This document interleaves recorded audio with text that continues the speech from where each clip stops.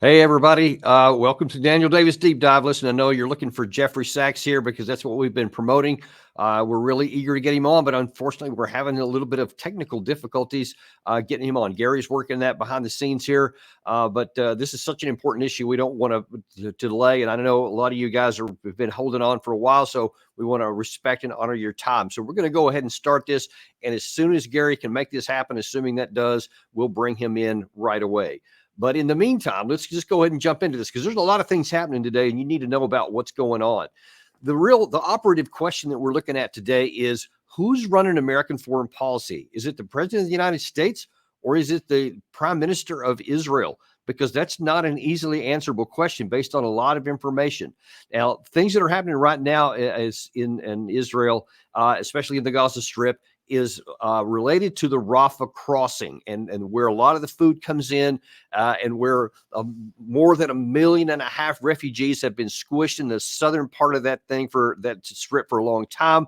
And things are getting into a really critical situation here. So first of all, from earlier today, we had the head of the United Nations, Gutierrez, make an impassioned plea. Even the best friends of Israel are clear. An assault on Rafah would be a strategic mistake, a political calamity, and a humanitarian nightmare. I appeal to all those with influence over Israel to do everything in their power to help avert even more tragedy. An agreement between the government of Israel and the leadership of Hamas is essential to stop the unbearable suffering of Palestinians in Gaza and of the hostages and their families. And that is so important. And here is Professor Jeffrey Sachs. Professor, we're so grateful that you were able to make it through. Thank you so much. Apologies for a late arrival. It's been a complicated day. No worries at all. I know your time is very valuable. I know everybody's wanting you on, so we're grateful that you're able to make this work out. We just saw that cut there by the head of the United Nations, really just making a plea to Israel not to go through with this Rafah operation, to talk with Hamas, to do whatever it takes to get a ceasefire going in. And really the question that we're really looking at overarching in this whole episode here is who's running American foreign policy, because sometimes it's not so clear whether it's the American president or the Israeli prime minister. And so we see what the Gutierrez has been saying there. But now then, here's what Netanyahu is saying also on the same day. Israel will not allow Hamas to return to rule in Gaza. We will not allow them to rebuild their military capabilities and continue their project of destroying us. Israel will not approve any proposal that constitutes a threat to Israel's security and future. For that reason, I have ordered our delegation that went to Cairo to continue to insist on our demand to guarantee our security. In parallel, we will continue our war against Hamas. Our entry into Rafah is a very important step. Our army is on its way to destroy the remainder of their capabilities. So first of all, Professor, let's just look at the issue that at hand here is the ceasefire, which we thought we had for a while. The Hamas seemed to agree with it, and then all of a sudden Israel's like, yeah, but that's not exactly what we agreed to. Where is the situation as you understand it right now?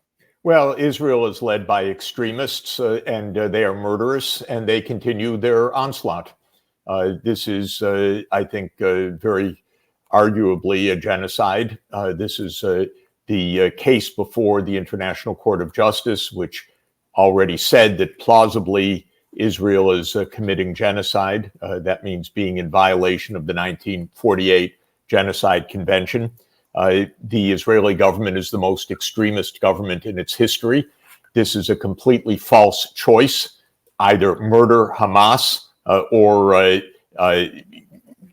lose Israel. This is completely phony. What the Arab countries are saying every day is 2 states living side by side, accept that reality, and then there can be absolute peace. And this is what Israel rejects, because they don't want a political solution.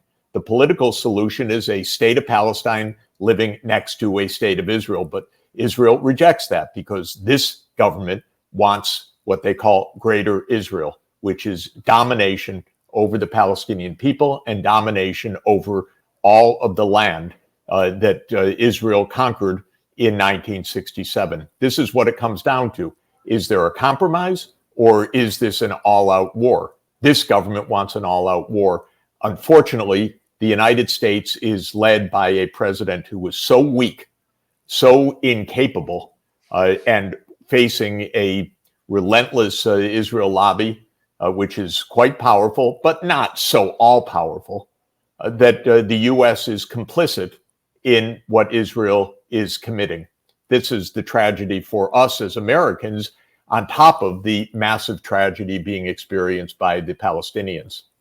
Now, I wonder if you can help us understand a little bit. I remember I think it was 2013 or maybe it was 2014, Obama went to Israel to great fanfare and had this really big speech and was talking about a two-state solution. And all the Israelis were waving flags and they thought it was a great idea. How did we get from that moment to where it seemed like there was at least the willingness to talk about a two-state to the point to where you said, where we are right now is that the Israeli government and large portions of the people don't even want such a two-state solution. How did we transition to there, and where does it go from here? First, Israeli politics is now being dominated by extremist nationalist groups who believe not only that there must not be a two-state solution, but believe that, well, God gave us all this land, and that's just how it's going to be. And so they're guided by biblical texts. They are not guided by morality, ethics, propriety, or the search for peace. Ben-Gvir, who is the national security minister, Bezalel Smotrich, who is the finance minister, are absolute extremists. And we are funding them and we are arming them. And the results are devastating. Devastating for Palestine, a threat to world peace, isolating America diplomatically, causing a huge, huge wound in American society, including on my campus, where the police come in to arrest students who are calling out this American complicity. So this is a very serious moment, and the U.S., as you said earlier, handed the keys of the foreign policy over to Netanyahu and his cronies. Well, now, in fact, here's another example of that. This was, and we're going to show a juxtaposition of a couple of different videos here. Here's one from 5 days ago where Secretary of State Blinken, who had been talking a lot of times that, you know, Hamas is the only thing standing in the way of a ceasefire. And he actually said this. If Hamas actually purports to care about the Palestinian people and wants to see an immediate alleviation of their suffering, it will take the deal. If it doesn't, I think that's further proof that it doesn't care a bit. But then, Hamas said, yeah, sure, we can. And watch this. Celebrations breaking out in Gaza on Monday after Hamas agreed to a ceasefire proposal put forth by Egypt and Qatar. And yet now then, Netanyahu immediately backtracks on that and is saying, you know, no. Until we get what we want, we're not going to talk. And so he told his delegation in Cairo that he didn't say exactly what he told him, other than it sounds like he doesn't want a deal, because now then we see tanks have been rolling in on the Rafah gate in violation of the agreement with Egypt, which is not making them very happy. And it looks like they're ready to start that operation down there, no matter what about a ceasefire. Do they actually want a ceasefire? Israel, no. Israel wants complete control. This is extremists. And they've already said, Smotrich circulated a plan a couple of months ago. Basically, the Palestinians can leave. They can be slaughtered if they stay, or they can accept Israeli domination. But that's the choice he's giving them. This is so clear. Does the U.S. have its own foreign policy? No. Watching Blinken over these months is, I can't use the word in polite company, but it is not Painful. It is not a foreign policy of the United States of America.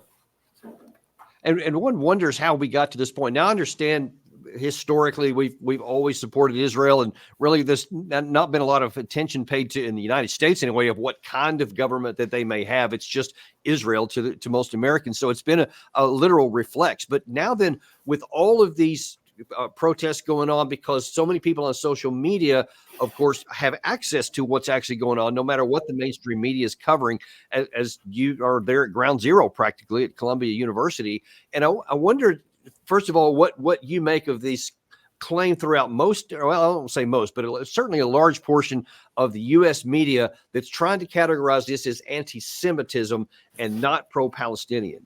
Of course, it's not anti-Semitism. Of course, it is basically anti-Israel as much as pro-Palestine. Israel is the one massacring people. Israel has killed tens of thousands of innocent civilians in front of our eyes. And by the way, it's so clearly in front of our eyes.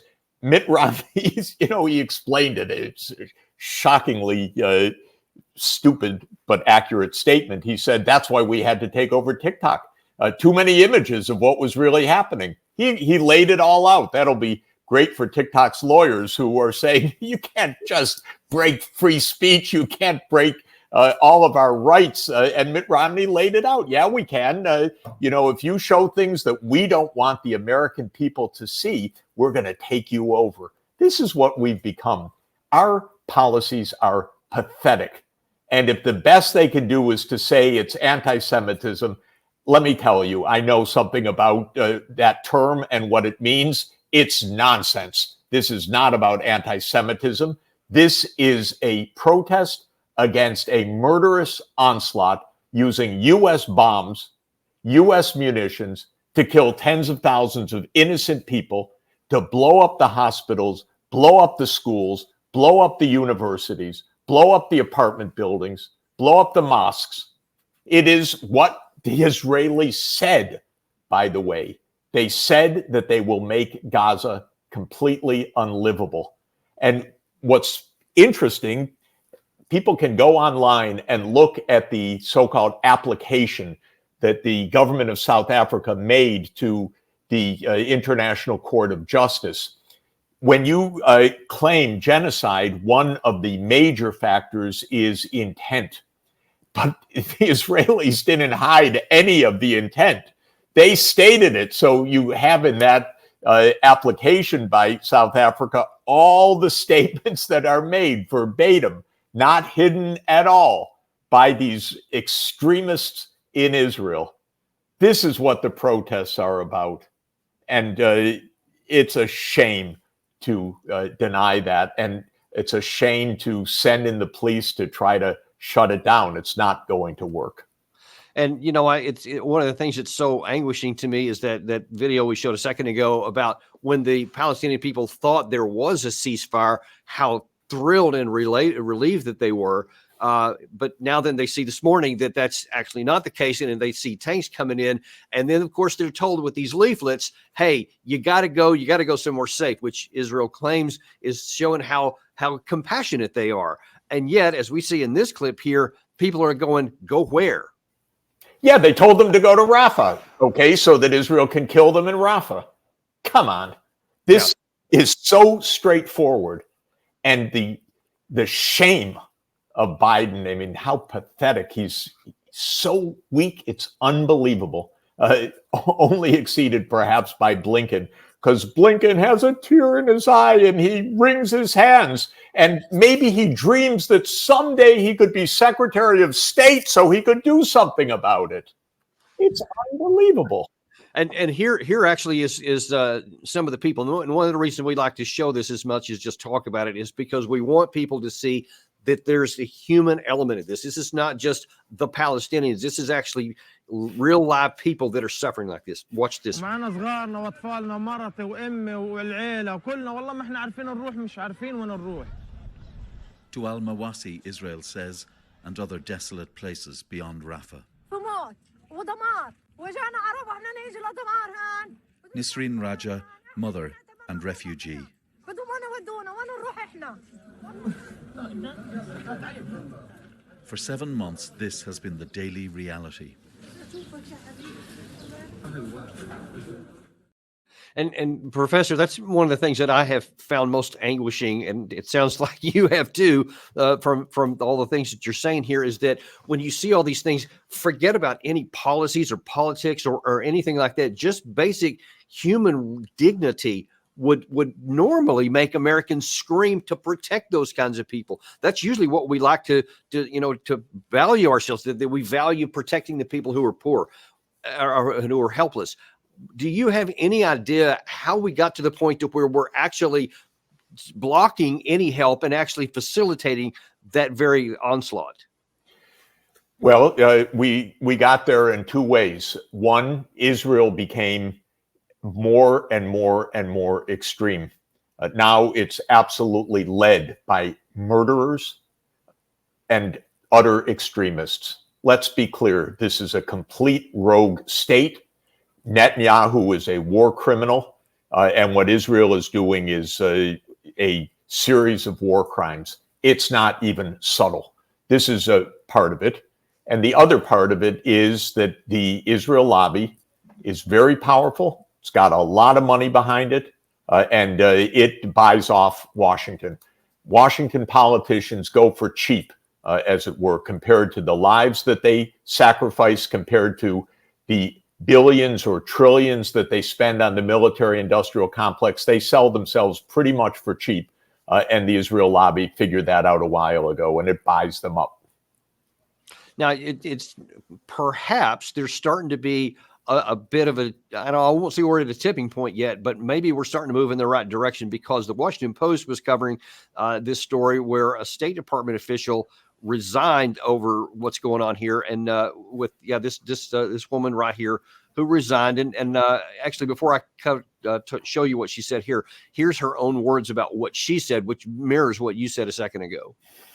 I provided that critical feedback. I provided daily reports, for example, showing what pan-Arab media was covering in terms of the Gaza crisis, showing how there was growing anti-Americanism, which was extremely concerning. And I was trying to raise this on a daily basis to Washington, explaining we need to change course. This is hurting our own national security interest if we maintain this policy. I was met with silencing. I was met with being sidelined. I was also met with, thank you for your critical feedback.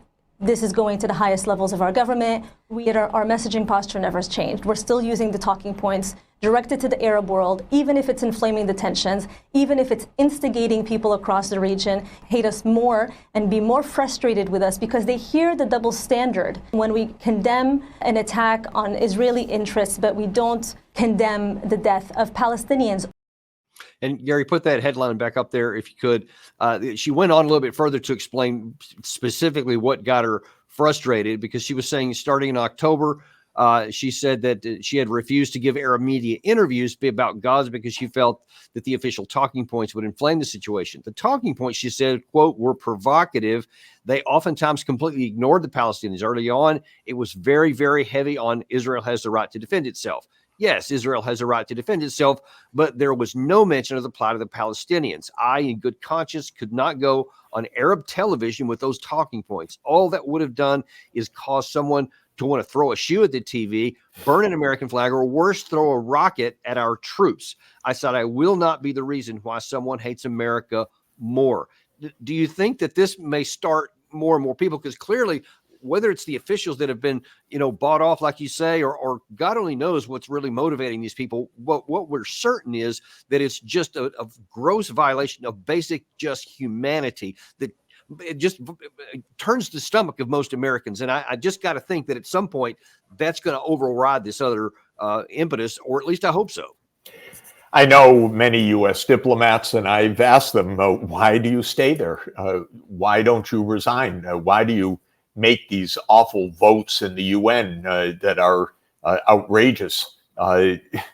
Well, they're professionals, they do their job, but frankly, what they are defending right now is indefensible. That's the truth. So bravo to this woman who stood up and told the truth, and others should do so as well. It's sad. We are more adrift, and by the way, drifting towards world war, not just adrift, but drifting towards world war with this weak president than any time that I can recall in decades. We have a war in Ukraine where our ideas keep sending Ukrainians to their deaths. We have a war in Gaza that we are absolutely complicit in. Israel couldn't do this one day without the United States backing. And we're egging on China every day with provocations. What the aim of this is, other than senselessness, irrationality, danger to the American people, corruption of thought, I can't find a deeper answer. Just horrendous. And unfortunately, a lot of the Congress, they get a briefing from the CIA and they salute and vote that money, and there we go. It's amazing. So let's go down that road a little bit there, because you mentioned that it's not just harming our image, but actually potentially moving towards a regional war. Now, I want to ask your view on where things are going right now in the region, especially with some of the actors in there. So I mentioned a minute ago that Egypt was really upset because of Israeli moving tanks into the Rafah Gate area, which is supposed to be basically a demilitarized zone. But now we had this from Saudi Arabia earlier this afternoon, which they are protesting about what's going on and basically saying, don't go into Rafah. And specifically, the ministry renewed the kingdom's demand of the international community to intervene immediately to stop the genocide carried out by the occupation forces against defenseless citizens in the occupied Palestinian territories. Is this just window dressing? Is this just like them trying to placate their own domestic, or are they serious about saying we have to intervene? Somebody has to intervene to stop this. I think they're serious. I think the one that is frivolous is the U.S. Jake Sullivan, for example, last week, our national security advisor, was on a stage in London, I believe it was. It was a Financial Times event where he said, we're just on the verge of signing an agreement with Saudi Arabia. And then you see this statement by the kingdom today, outraged at the genocide going on. Are government officials so blind, so stupid, frankly, that they don't understand even the first bit about what this war is about how to make peace, about what others are saying? Are they deaf? I speak to diplomats every day. And what the Arab diplomats, and I know many, many of them across the region, and I know many foreign ministers across the region, they are saying we want peace. We want two states living side by side in peace. This is the United States blocking this on behalf of an extremist government in Israel.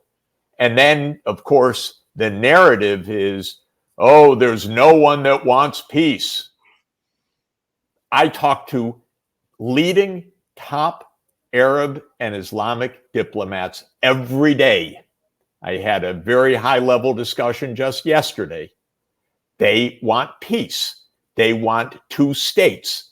It's straightforward. We are liars. Blinken's a liar. Sullivan's a liar. Biden's a liar. I'm just going to say it because it's clear that we could end this right now.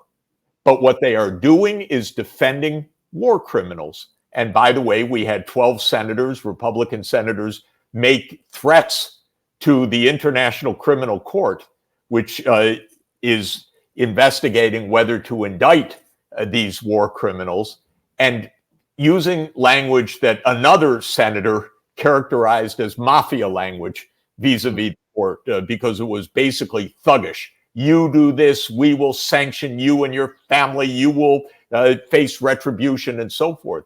We're down to the rawest, phoniest politics right now because peace is available, but it means a Palestinian state. Netanyahu, Ben-Gvir, Smotrich rejected. Our weak and pathetic government says, oh, well, then it won't be now. We'll do it later. Tears in the eyes by Blinken. This is where we are. And in the meantime, the reason I get a little bit emotional about this is that tens of thousands of innocent people are dying at American hands because it's our bombs. It's Right. we just voted it again. And to your point, here's how President Biden puts it. We also want to address the Iranian threat to launch a significant, they're threatening to launch a significant attack on Israel. As I told Prime Minister Netanyahu, our commitment to Israel's security against these threats from Iran and its proxies is ironclad. Let me say it again, ironclad. We're going to do all we can to protect Israel's security. Why are we going to do all we can to protect Israel's security? And it's not Israel's security, it's to facilitate what they're doing. Why is he basically handing over the United States armed forces and diplomatic power to give a blank check to Israel, to Israel to do these things? I don't get it. It can't be just the money. There's got to be more to it. Let me say to Mr. President, I want to say it as clear as I can. I'm not voting for you. I can't vote for you. Can't you do something decent? And by the way, the whole anti-Iran thing is a complete lie right now, because what happened is Israel violated every international law up the wazoo by bombing the Iranian diplomatic mission in Damascus, Syria. You know what the United States did after that, violating the Geneva Conventions, escalating, causing the risk of a region-wide war? The United States blocked any censure of Israel the next day in the UN Security Council. Then, when Iran retaliated, we went all out in the UN Security Council. You see the Iranians, what they do. My wife and I have a favorite cartoon of the little boy running up to his mother saying, Mommy, Johnny hit me back. This is how we behave. Yes, Israel hits, we don't say a word. That's just fine. Break the Geneva Conventions, hit a diplomatic mission. Don't even talk about it. Iran retaliates. Look how evil they are. We're ironclad. We stand with them. Biden, you're phony. This is a phony foreign policy.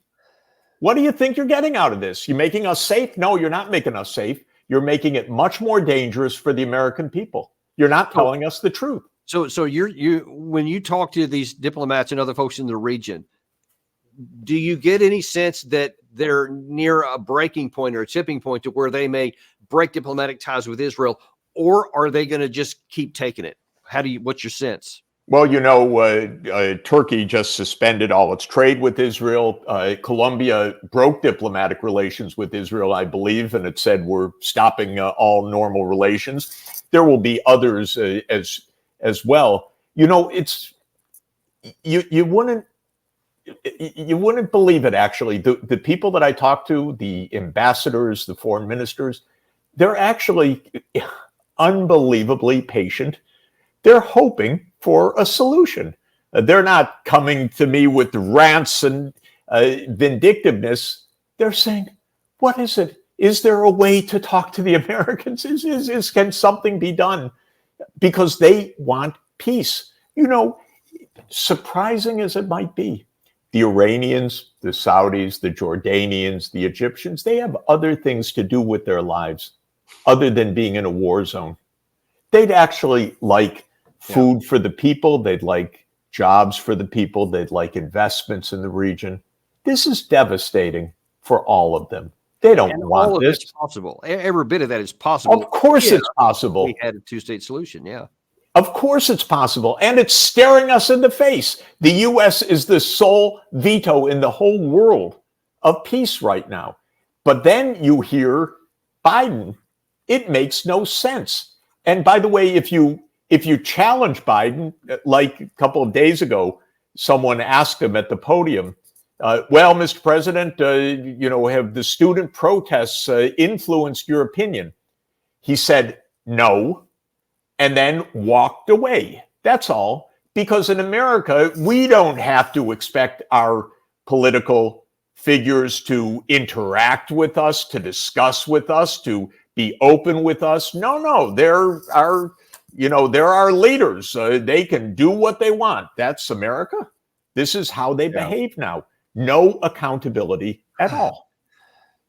So let me ask you this. So right now, there, by all accounts, Israel has begun, or at least the initial stages of this Rafah operation. They claim that they, told the people that they can leave, but as we've just shown a minute ago, there's nowhere for them to go. So large numbers, hundreds of thousands of people are still going to be in this area. If Israel goes ahead with an actual ground incursion of the same thing they did in Khan Yunis or in Gaza City in the north at the beginning of this stuff, the casualties could be just astronomical. Concurrent with that, because they have already shut off that Rafah gate, now then there's just loads and loads of trucks that are not coming in. This pier still is not operating, so there's no food coming in from the north at the moment. And we had the WFP on our show, or we talked about it on our show last week. What they're saying, within 4 to 6 weeks from now, people could start dying of starvation in large numbers, even if all the trucks come out. So if you have this twin issue, and this is really what I want your view on, where you have people dying of war in the South and then dying of starvation all across the thing in large numbers, how long can the world stand by and let this happen? Well, it's important for viewers to remember the head of the World Food Program is Cindy McCain, the wife of the late Senator McCain. She's hardly a radical. She's hardly an anti-American. She said that hundreds of thousands of people are on the brink of starvation, that this is famine proportions. She's not some flake. She is a well-known American figure who heads the lead agency for overcoming hunger and famine, and she told it straight. Of course, what did Blinken and Sullivan and Biden do? We hope something will be better.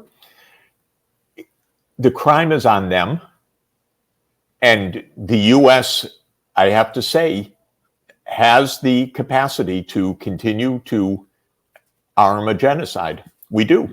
And we have institutions that are so walled off from public opinion, so walled off from the people. We have a mainstream media that is getting shut down to contrary voices. We have students that are getting arrested and faculty that are getting arrested across the country. If you ask me, how long can this go on? I will tell you, it can go on through a genocide if the United States acts like that, because we are not a functional democracy right now. We do not have accountability. We do not have truth. We do not have our leaders fielding questions from the public. They walk away from the podium whenever they want. They don't tell us the truth. And when TikTok shows the pictures, they shut it down by vote of Congress. So this is what it looks like. Can this go on till there are hundreds of thousands of deaths? You bet it can. This is a massive war. This is massive war crimes committed by the United States in complicity with Israel. And if they, now let me put it the other way. If the United States wants to stop this, it can stop in an hour, because the U.S. funds it and the U.S. arms it. So if they want to stop it, they don't have to have shuttle diplomacy. They don't have to have Blinken wringing his hands and tears welling in his eyes. They don't have to have our president behind his shades explaining the ironclad commitments. All they have to do is tell Israel, you got to stop it now, because you're on your own after this hour. No more munitions coming for us. No more billions coming from us. And then it stops.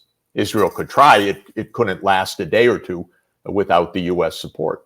And what do you see any prospect that the American people may finally get enough? That these protests that have been going on, are they going to get squished like they've been? Certainly, the administration's been trying.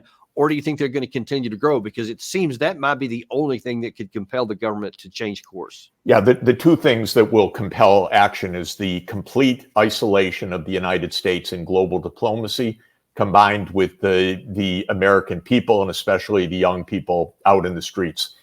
Both of these are happening. Both of these will intensify. They will not be able to shut down these protests as we see more of this happening, if indeed, and it's likely that Israel will continue its murderous assault the pressures will grow. Biden will lose support. He will lose an election over this issue, and others as well. The question is whether we're just in a way doomed to this profound weakness of leadership, or whether they will open their eyes to the crimes that they are committing. And how would you characterize, looking a little bit beyond this, the damage that has already been done? You've mentioned it a couple of times, to our international standings, our ability to influence events, whether among friends or among adversaries in the world. How is that being damaged by this, and how long might this damage last? Well, this is a phenomenon that goes beyond this war, because the United States has been at perpetual war for the last 23 years, basically even longer, but at least since 2001. The public image of the United States outside of our NATO allies. So let me be clear.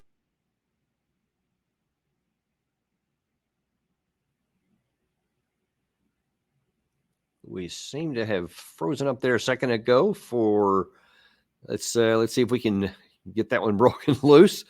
Kind of in the middle of an important part here, so I really hope we can get Professor Sachs back. Stating. Oh, there we go. Yeah. Lost you for a second there. Oh, sorry about that. I was, I don't know if I also lost the sound, but I was saying that this decline of American standing outside of the bubble of American-led English language media has been going on for a while. The Ukraine war, which was stoked by a crazy idea of expanding NATO to Ukraine against every known and unknown Russian red line.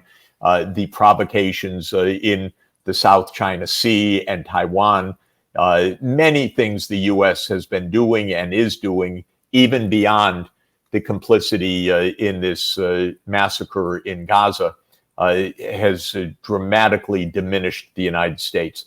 We've gone it alone because we're filled with the arrogant or ignorant leaders. They don't understand how isolated the U.S. has become and how detrimental that is for the well-being of the American people, or they don't care. And is there any way to reverse this? Is there, or is it we just doomed to continue on? Because it's I mean, this can't go on forever without some kind of a consequence at some point. Absolutely. We're never doomed. We can always open our eyes, awake to reality, stop this horrific behavior. It's always possible, and it should start immediately. And do you see any prospect that that is going to happen? You know, I never give up. Every day I do whatever I can to help bring it about. I know you are trying to educate the American people every day about these things, and we got to work on it. And by the way, the problem is not the American people. The problem is broken political institutions. The American people are on the right side of this. So we're really working on our institutions right now because they're not listening to us. And if the best they can do is send the police on our students, they've already reached a pretty pathetic state. Let's put it that way. Well, listen, Professor, we're so grateful for you to coming on today. And even though some of these things are a little bit dark in how they're coming out, we're illuminated. We're aware of it. And the more I know you are. And you're doing a great job showing the people what's really going on. Thank you. I appreciate that. That we do lift that, because I wholeheartedly agree with you that the majority of the actual Americans and the America out there still exist. There are still great people who care and are anguished by what they're seeing here. We just got to get their voices, maybe a little bit stronger and keep getting more people pulled together to absolutely. Let's do it. Let's do it. All right. Well, thank you very much for coming on, Professor. Really a privilege to have you on there. And likewise, by all means, keep doing everything you're doing. Likewise, we'll be together again soon. Thanks a lot. Look forward to it. All right. Thank you. Thank you very much. And listen, I just want to echo what the professor said there and ask you, as much as I ever have, do something with this episode here. Link this to everybody you know. Make sure people are aware. This is the truth. What you're seeing here, this is what's really going on. There is a risk to us and to our country if we keep going down this ridiculous path that's cutting down our own values, our own morals, and short-circuiting our potential future. And this is something that's going to affect us all. take this link, send it out on your social media, all of your friends, make some noise, folks. Do something about this. I mean, one of us can't do a lot, but if we keep adding our numbers together, things can happen. So we ask you to do that today, to be a part of the solution here. Let's not just complain about it. Let's be a part of a solution. Thank you very much. And listen, we got some great shows for you tomorrow. We're going to continue on with the same kind of high quality stuff that we've been doing here today. We're going to have John Mearsheimer on tomorrow. We're going to have Ted Postel on tomorrow. Again, just going to show you some more things about some of the Iron Dome issues that you see in the news. Then we're going to show you the real story. And you're not going to want to miss either one of those shows. Join us tomorrow on Daniel Davis Deep Dive. Thanks, and we'll see you then.